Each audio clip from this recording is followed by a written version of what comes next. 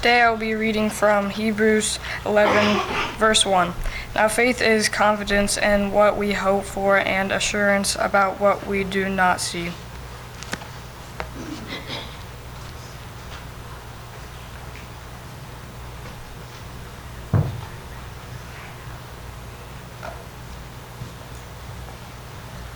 Good morning.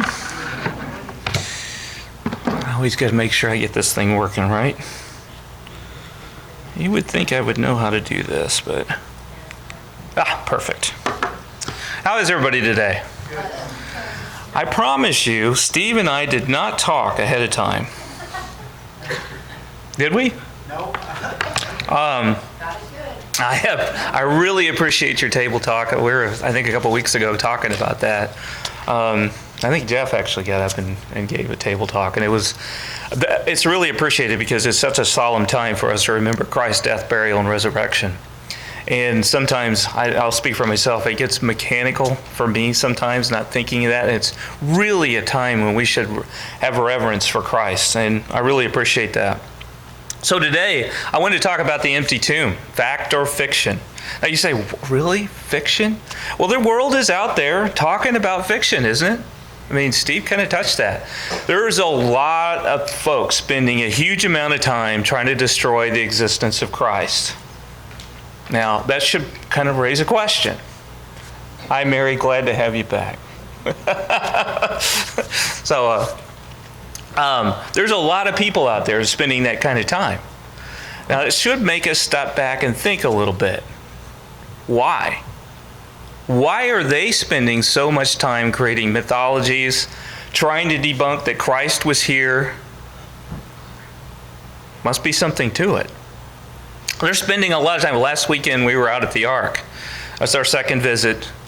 And one thing that's starting to really soak in for me is the amount of effort the world is trying to destroy Genesis. They don't want creation taught. They don't want anybody to look to God for answers.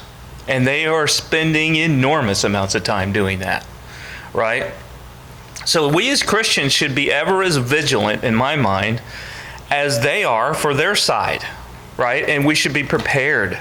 And so this verse that we just had here read, Hebrews 1, or 11:1, I want you to focus in on the evidence piece. And it might not seem like these are tied together, an empty tomb and that verse. But God doesn't expect us, Jesus didn't expect us to come here and have blind faith. I know there's a lot of Christians out there that think that, and they're teaching that. And that's not what this is about. Why would He give us the Bible? If He expected blind faith, He wouldn't even show up. That's not the case. In fact, Steve read this morning, I did this so that you would believe. All of this stuff is recorded so that you would believe. And so I've been reading this book about forensics there was a homicide detective, the cold case guy out in California, wrote a book. He was an atheist before he did it. And the reason was because he had an annoying friend that he worked with that kept talking about Christ. And so he's like, I'm going to prove him wrong. And he's really good at going back and looking at evidence. And he goes through in his book how he does it, right? This whole process he goes through. He became a Christian. As he started looking at the cold case evidence, it was overwhelming. He said, there's more evidence here. You could easily convict someone. And we have put many, many people in jail with less evidence, right? And so he was going through that kind of, and Lee Strobel, is there anybody ever heard of him? Case for Christ. Same thing. He's a journalist, right? He stepped out and he's like, I'm going to prove these folks wrong. And so he got into it, and as he went through and he applied his journalistic skills, he became a Christian. And one thing, and I may not do this today, and it's my failing if you don't walk out of here, I want to create a curiosity in you to go look. Dig deep in there. Understand that we have no reason to doubt. We have every reason to stand bold for Christ. Every reason. This empty tomb, I was thinking of something that would be equivalent to this, right? And I couldn't think of a single thing. And there's a lot of things, like, we had radio introduced. Remember when TV came and that changed the world, We had rockets and airplanes and that changed the world. Internal combustion. None of those compare to the empty tomb. As Phil Robinson says, we're all facing that 6-foot hole. What are you going to do about it? That 6-foot hole that's coming at us, right? That 6-foot hole carries with it one of two things. You are either going to go to hell or you're going to go to heaven. Now, the world teaches, there's nothing on the other side of this, right? This is it. And we went through the ark, and they're laying out both sides. When you go read the side of the secular world, it's depressing. At the end of the day, you're worthless. Your life means nothing. You're an accident. Okay? And is there any wonder people take drugs and do the things they do? I mean, this is a burden to carry, that you're worthless. That's what the world thinks. If you buy into their theories of evolution and the whole thing, that's what it is. You're an accident that just happened. And there's probably millions of other planets out there just like this. But I'm telling you, I don't think there is. If there's anything that points at this, is that we are not an accident. In fact, it's a marvel to me that we even exist. There's so many things against us existing, right? So, sorry, I'm just like, this is really passionate to me. So, all right, so let's just jump over and dive into some of this. And Steve covered some of this, right? You jumped ahead of me, didn't you? All right, so the first thing is this: entirety of our faith is founded on Jesus conquering death. Now, let that soak in for a minute. The fact that he conquered death is the foundation of what we believe. It's our faith. If he didn't conquer death, if he was like the Muslims, they believe he's a prophet, which, by the way, if you ever encounter a Muslim and have a discussion with them, they hold him up as a prophet, a very powerful prophet. They don't think he's the Son of God. And your response back would be, well, if he wasn't the Son of God, he's a liar. So how could you hold him up as a prophet? Right? So there's some inconsistencies in their faith over there. So Jesus is either who he said he was, or he isn't, right? So would you all agree that the foundation is the fact that he actually died for us and he rose from the dead? That's what made him significant here, other than he was God. But I'm just saying, from that standpoint, he conquered the grave. And he also, because he conquered the grave and he was sinless, he provided a path for us also to have an answer for that 6-foot hole. Every one of us is going to see. And so then in Luke 22, I'm going to just read this really quick. Sorry, I should have this already up. Luke 24, starting at 22. It says, "Yea, certain women also of our company made us astonished, which were early at the sepulchre. And when they found not his body, they came saying that they had also seen a vision of angels, which said that he was alive. And certain of them which were with us went to the sepulchre and found it even so as the women had said, but him they saw not." That was our first clue.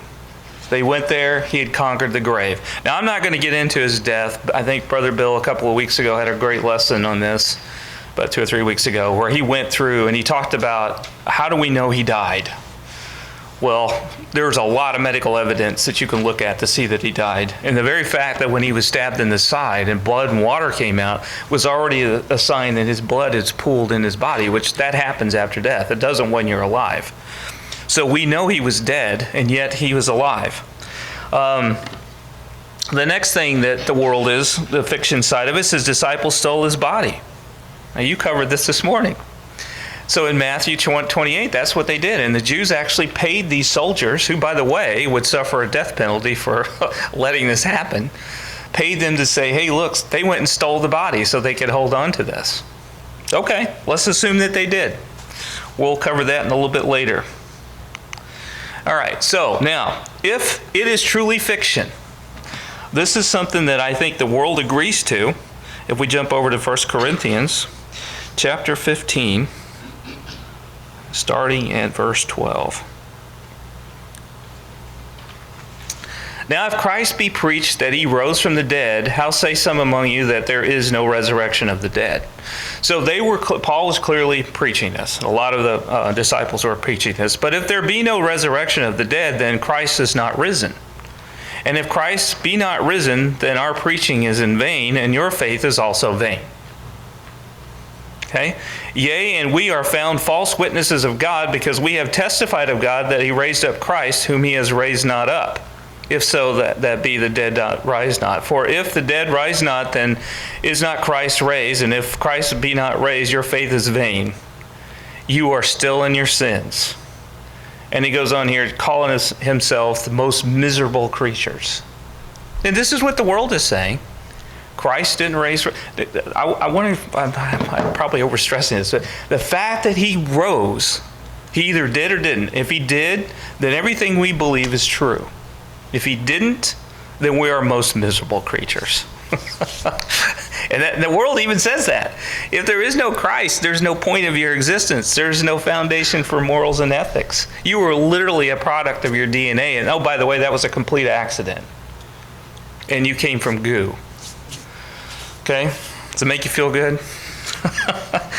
It doesn't make me feel very good. All right.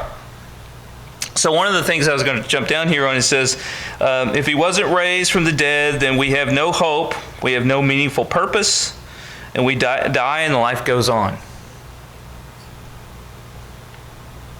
No hope, no meaningful purpose. If I didn't have any hope and I had no meaningful purpose, I wouldn't be alive today.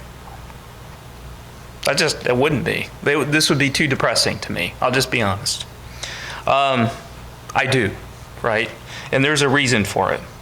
And then the bottom line is we have nothing to look forward to other than utter black emptiness. And the other side will admit that's the truth. We saw it on the walls where we were at the Ark. And you go research this yourself. The people who profess atheism are kind of depressing people to be around, because they tell you this in all honesty. And I don't know how they get up in the morning, honestly. I don't know how they face the death. We found out a friend of ours out in Grand Junction passed away yesterday. Great lady, but she knew the Lord. She was giving all of her money to missions and all kinds of stuff. It's a sad thing. I won't ever see her on this side of the life again, but it's also a joyous thing, right? And that's kind of what it's all about for us. All right. So what if it is true? Well, there's 4 things here that I think are kind of important. Jesus died and was buried. Now, I'm going to give you a little evidence. I'm going to ask you to go do your own research. I was listening to a podcast. There's a guy, I can't even believe he's writing this big a book. When he's done, he's going to have 5,000 page book. Yes, I said 5,000 pages around all of this. What he's doing is he's taking the myths that you were talking about, Steve, and he's looking at the opposites, and then he's taking the evidence and he's laying it all out. And he's walking through every argument that the world has against Christ, and then he's laying out the evidence showing just the opposite. And the whole thing is going to be about 5,000 pages long. I assume there's going to be multiple volumes in this. I don't know who's actually going to read all that. That's a lot of reading. But I thought it was interesting that somebody's dedicating their life to that. And the more you dig into it, and I'll share some of this morning, it's amazing how much is out there. We accept other things real with a lot less evidence. But there's a lot of evidence for Christ. The second thing is the tomb was empty. That's what we're celebrating today, right? Is the tomb is empty. The third thing is the disciples claimed to see Jesus when he was resurrected. And we'll see some of that in the scripture. And then finally, the disciples were transformed. And to me, that's probably the most powerful evidence, I think. Now, I've had people say, well, I read all 4 Gospels. It seems like there's different kinds of viewpoints of the whole thing. Well, I was reading that book about the forensics, and he was talking about a robbery, and there was a lady standing in line behind the person actually doing the robbery, and somebody beside the counter on the backside watching it all happen. And so they pulled them apart and had them to tell 2 different stories, and it was like they weren't even at the same place. The lady standing by didn't ever see the gun. Well, she probably wouldn't have, right? The guy blocked it all. And he was talking low, and she thought he was a kind person. She couldn't tell what he was doing. Didn't know the robbery actually happened until later. So she had a very different take on what went on. She was still there, right? But she saw something different. And so each of these, and this is one of the points that the guy goes through in forensics, he says, if I get the same story from everybody, there's collusion, right? But if I get a different story, that tells me they were there, and they're telling me in their own words. So it's going to differ a little bit, right? As we see in the Gospels. All right, so let's tackle this. Jesus died and was buried. I don't know if you guys can read that, but Jesus' death is recorded in all four Gospels. So you go through all four Gospels, it accounts for that. Now, we have different details about it. I saw a picture here a while back of a slave that got beaten. It is disgusting. The back's all cut up. Scars are about that thick coming off their back. Jesus was beaten worse than that. When he suffered this, he had a cat o' nine tails, and they would put sharp barbed things on the end of it on top of these leather straps, and they would beat them, and hunks of I know this is disgusting, but they would actually pull off hunks of flesh. So this wasn't like you're getting your dad pulling your belt off and whipping you. This was a beating you could die from. So his death was recorded in all the Gospels. And there's enough details there medically now in our modern science. We can tell he actually died, just like the blood we were talking about sooner. Jesus was buried.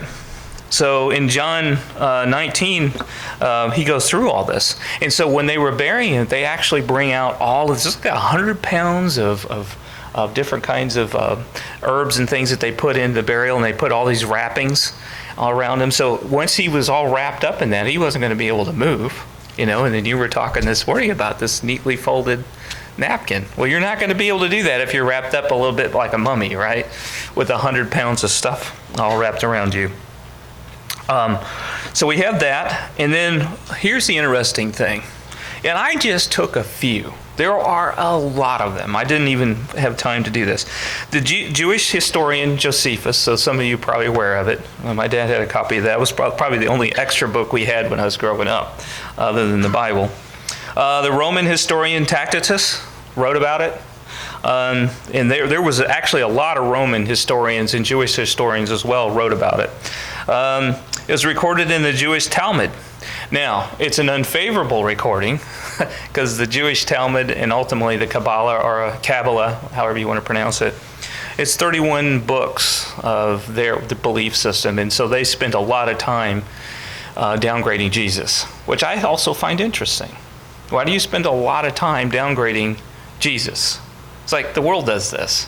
There must be something here. If it's not true, why would you spend all this time? There's a clue.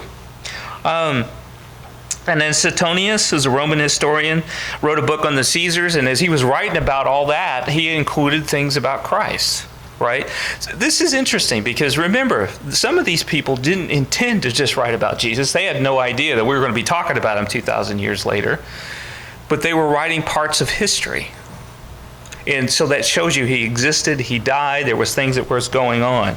And then Pliny the Younger, which implies that there was a Pliny the Older, right? But he was actually a governor of a couple of towns, and he wrote about it.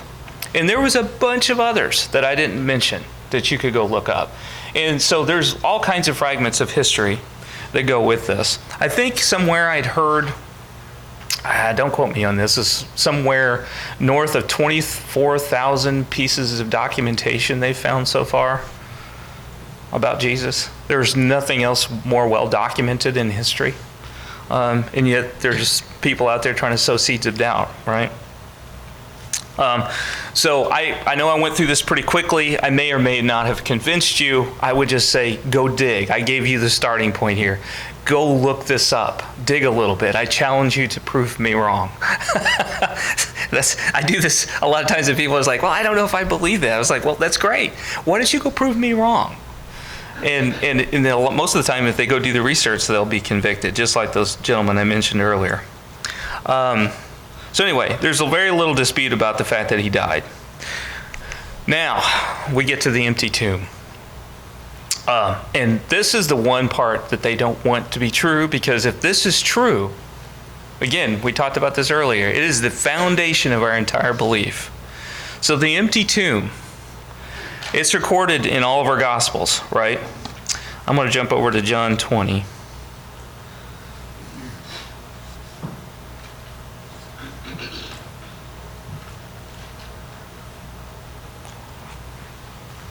The first day of the week cometh, and starting in verse 1, Mary Magdalene early, when it was yet dark, unto the sepulchre, and seeth the stone taken away from the sepulchre. Now, why would you think she's over there? She loved Jesus. She was still mourning his death. Okay? And later on, we'll see a lot of the disciples that were very saddened. In fact, I think some of the disciples, like Peter, thought that Jesus is going to be an earthly king. And when he died, that just kind of upset the whole apple cart, because they were like, well, wait a minute. So I think that they were suffering, and she was really mourning his death, so she was going to visit his grave. And then she runneth and cometh to Simon Peter and to the other disciple whom Jesus loved. That's John. I like how John always refers to himself that way. And he says, and saith unto them, they have taken away the Lord out of the sepulchre, and we know not where they put him. So she believed somebody stole the body. She didn't even think about him being resurrected, right? So Peter therefore went forth and that other disciple and came to so John's running with them, came to the sepulchre. So they ran both together, and the other disciple did outrun Peter. So John outrun him. And came first to the sepulchre, and stooping down and looking in, saw the linen clothes lying, and yet went not he in. Then cometh Simon Peter following him, and went into the sepulchre, and seeth the linen clothes lie, and the napkin that was about his head, not lying with the linen clothes, but wrapped together in a place by itself. Steve referred to that this morning. So they came in, and they found his body gone. Now it's interesting, if they were going to steal the body, do you think they'd unwrapped it? No. There's a clue right there, right? There's a clue. People wash right past that. So if you're going to steal that body, you wouldn't want to unwrap it, because you don't know what you're going to find in there. So you just take the whole thing and go somewhere else with it. Then went also the other disciples that came first to the sepulchre, and saw that believed. I'm going to jump down here to verse 10. They went away again into their homes, but Mary stood without in the sepulchre weeping. Now she was upset because she didn't know Jesus had been raised from the dead yet. She thought they'd stolen his body. And no doubt the Jewish folks wanted to do that. And I think the Romans wouldn't let them do it, right? Because the Romans were trying to stay neutral here. They didn't want to have a big fight going on. And they see two angels in white sitting, and the one at the head and the other at the feet, where the body of Jesus had lain. And they say unto her, Woman, why weepest thou? And she saith unto them, Because they have taken away my Lord, and I know not where they have laid him. And when she had thus said, she turned herself back and saw Jesus standing, and knew not that it was Jesus. This is interesting. I don't know if she didn't know he was Jesus because he looked different, or because she just didn't believe it's possible for him to be raised from the dead. You know what I'm saying? Because you're like, there's no way that this could be him, right? But you have to understand too, she's in a lot of grief. But if you walked in and you saw two angels sitting there, I tried to imagine that. I'm like, wow, this would have made your mind think. But I think she was in so much grief, it probably didn't register. You ever seen that happen to people? They're overwhelmed with emotion, and some of the things that normally they would respond to. I think she was in so much grief she didn't even really let that soak in, that there was two angels sitting there. And then Jesus said to her, Woman, why weepest thou? Whom seekest thou? And she, supposing him to be the gardener, saith unto her, Sir, if thou have borne him thence, tell me where thou hast laid him, and I will take him away. And Jesus said unto her, Mary. And the minute he did, she recognized him. She recognized him. And then he goes on here and says, in the 17th verse says, saith unto her, Touch me not, for I am not yet ascended. Actually, if you go read the Amplified, that word really means quit clinging to me. So again, she recognizes him. She loved him that much. She probably was just hanging on to him, and he was like, I haven't went to the Father yet. So he goes on. So here's this case where she loved him so much, she's witnessing angels, and it still didn't register on her until he called her name. Now, I think that's interesting because we're all waiting for our names to be called one day, right? And we'll recognize him then. So I think that's a powerful one. And then later on, we already talked about this. The Jews tried to change the narrative. They write a lot about this actually in the Talmud, about how the body was stolen and how the disciples conjured up this whole theory. Well, we're going to find out if they did all that, why would they die for a lie? right? Now here's another interesting one in the Bible. King Agrippa. I'm not going to read this, but if you go over to Acts chapter 26, Paul's talking to King Agrippa, and that's the part where he says, you almost persuade me to be a Christian. Well, before he says that, Agrippa says that, Paul makes a note. He said, oh, all this stuff that happened with Jesus, he said, of course you already know that. I'm paraphrasing. So it was common knowledge amongst folks what had happened. It would be common knowledge like if JFK got assassinated. All of us know that, right? We know it. We've read about it in school. There's videos out there about it happening. It's common knowledge for all of us. The fact of what happened to Jesus was common knowledge. It was understood. This is a big event. I think there was a lot of people knew about it. And so did Agrippa. Because Paul says, you know about it. And that's when Agrippa said, you almost persuade me to be a Christian. So there's the little tidbits there that we're picking up. I'm going to jump ahead here. I'm trying to hurry through this because there is so much scripture. I was sitting there, I was like, I don't even know what I left out so many verses. It's incredible. Let's go here. So the disciples witnessed him, the women who visited him at the tomb. First of all, when they went there, they came back and told the men, and the men thought the women were making this up. It's like, this can't possibly be true. Your emotions are clouding you, right? And then we have the two disciples on the road to Emmaus. Remember, Jesus comes up to them, starts talking to them. They don't recognize him. Another case of, I'm not sure if he changed his appearance or they just believed it's not possible. And they were so down in the dumps that they were like lost all their hope because and they go on to say, have you not heard? Again, when they say that, it's implying that everybody knows what happened. And then Jesus opens their eyes and they immediately know who he is, and it changes them, and they go off joyously afterwards. And they think he's a spirit at one point when he appeared to them, because again, they're not expecting Jesus to be there. And then Jesus appeared to the disciples, and we got this beautiful case of doubting Thomas. Remember Thomas? I love this because of him. I would have been probably like him. I hate to admit it, but it's probably true. He was like, I don't believe this. Somebody's fooling me, right? I don't want to be caught up in some sort of scam. Somebody's trying to get me to believe something. And Jesus comes up and shows him the wounds. Now, let me ask you a question. This is like probably 3 days after he had all this to happen to him, and he shows the wounds. Do you think they were still gaping holes, or do you think they were actually scarred over? Yeah. So he was already healed. Now that's supernatural too, right? And so he actually came into the room, and so the minute Thomas sees those and he's allowed to touch them, again, we go back to Hebrews 11:1. It said evidence. Thomas needed evidence, he got it. Now, a lot of people downgrade Thomas. It's like, well, he doubted. I probably would have too, right? And I think Jesus knows that about us. And so he's given us a ton of evidence to prove it. And so Thomas was immediately changed, right? He was immediately changed. And we go on later on in the tradition, you find out he actually died a horrible death because of his belief in Christ. And then the final one here, I know I'm kind of hustling through this. The disciples witnessed Jesus' ascension, and they had great joy. So there was like over 500 people saw him after he died, and then when he ascended. And so after that, they were completely transformed. Completely transformed. To the point where all of them went to their death, defending the faith. Would you defend a lie with your own life if you knew it was a lie?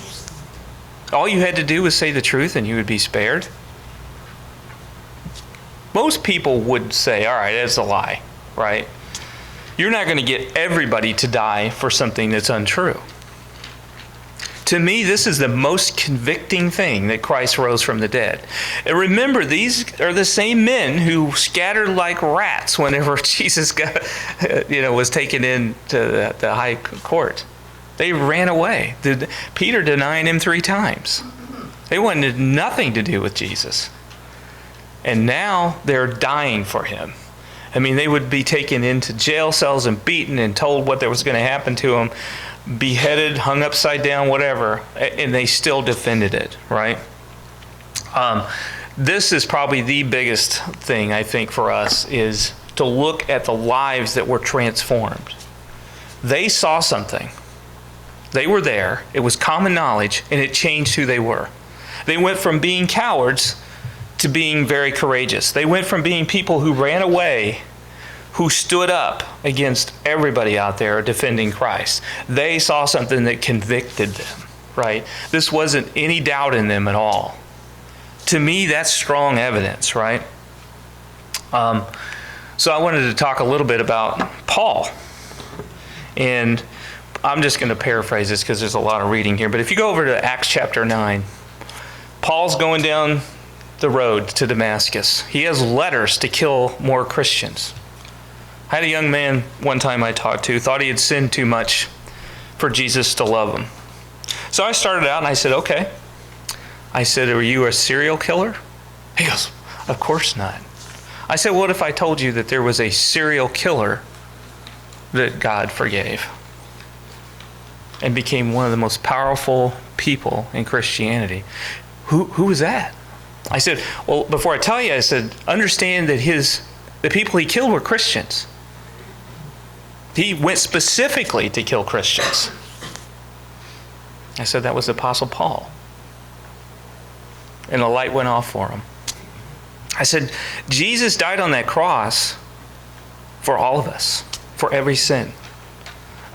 You can be redeemed, no matter how bad you think you are, through Christ. That's the beauty of the empty tomb. That's the beauty of what Christ did.